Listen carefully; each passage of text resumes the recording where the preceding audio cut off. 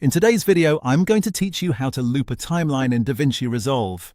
If you want your timeline to keep playing over and over without stopping at the end, DaVinci Resolve makes that very easy.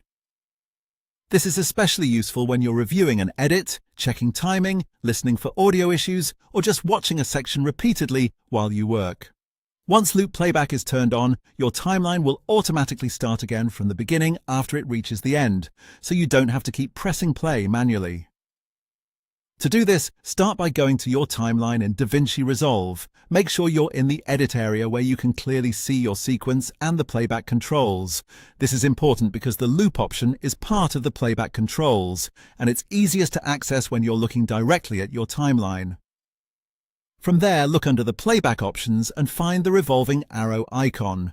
That revolving arrow is the loop control. When you click it, loop playback is enabled. That's it. Your timeline will now continue replaying in a loop instead of stopping once it reaches the end. If you want to test it right away, just press play and let the timeline run. When it reaches the end, it should automatically restart from the beginning.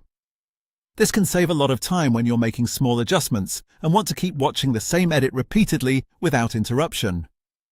A helpful tip here is to keep an eye on that loop icon so you know whether it's turned on or off.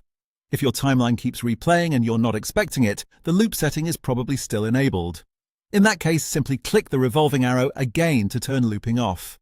This feature is simple, but it can make your editing workflow much smoother, especially during review sessions.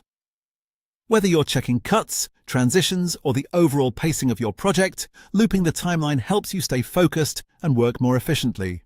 So again, all you need to do is go to your timeline, find the playback options, and click the revolving arrow icon to enable loop playback. Once you've done that, DaVinci Resolve will keep replaying your timeline automatically, and that's how to loop a timeline in DaVinci Resolve.